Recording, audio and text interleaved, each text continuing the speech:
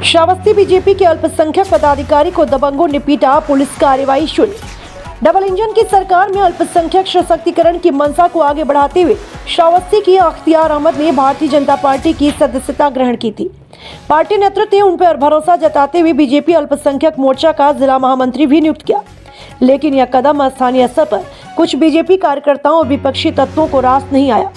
समुदाय और पार्टी स्तर पर विरोध के बीच अख्तियार अहमद पर दबंगों द्वारा हमला किए जाने का मामला अब गंभीर रूप लेता जा रहा है।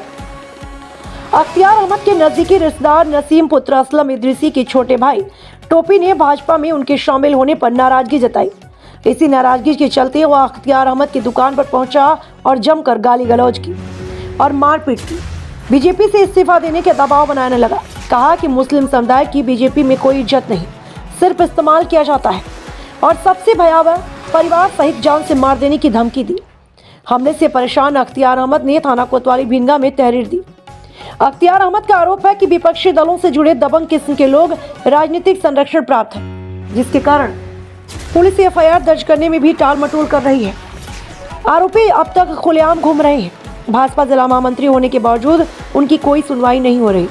यह स्थिति न केवल शर्मनाक है बल्कि कानून व्यवस्था पर गंभीर सवाल खड़ा करती है। बीजेपी कार्यकर्ताओं में भी विरोध है।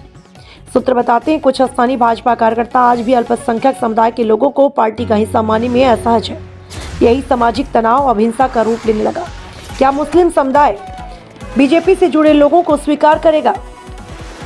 बीजेपी से जुड़ने वाले अल्पसंख्यक नेताओं को लेकर पहले भी विरोध के स्वर उठते रहे। अख्तियार अहमद का मामला अब अल्पसंख्यक समुदाय में भी चर्चा का विषय बना हुआ है। जो आपके साथ घटना हुई है उसका कारण क्या है?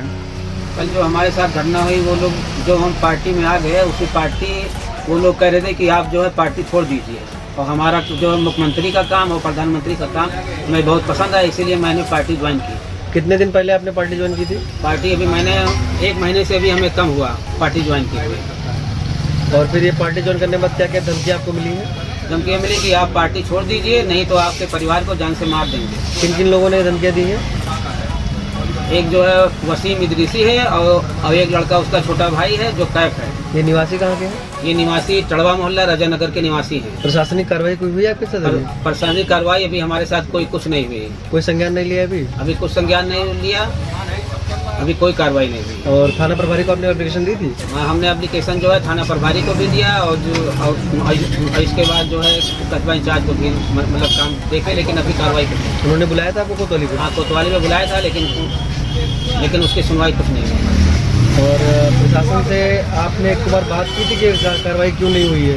नहीं, अभी इसके बारे में हमने कोई बात नहीं। थाने पे बुलाया गया था आपको? नहीं, एक बार बुलाया गया था, इसके बाद जो है दोबारा नहीं बुलाया गया।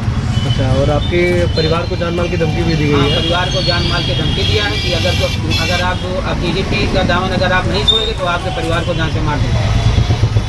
मतलब ये अभी गुंडा राज खत्म करने के लिए जा रही होगी सरकार हमारी, और उसी से आप मिले हुए हैं, फिर भी गुंडा राज की धमकी मिल रही है आपको? हाँ, गुंडा राज की धमकी मिल रही है हमको। और यहाँ पे आपको मारा भी गया था क्या? हाँ, यहाँ पे जो है हमारे ऊपर कई जो है 4-5 झापड़ मारे, इसके बाद जो लात घूसा भी मारे हमारे। अच्छा, काके लगभग कितने लोग थे ग्रुप में? ग्रुप में लगभग 4 लोग थे, लेकिन 2 लोग का नाम हमें पता है। जो एक लड़का वसीम था, एक लड़का कैफ था। तो पार्टी में जुड़ने की वजह से आपके ऊपर इतने उत्पीड़न हो रहे हैं और आपके ऊपर कोई कार्रवाई अभी तक कोई कार्रवाई हमारे ऊपर कोई कार्रवाई नहीं हुई। ठीक है, आप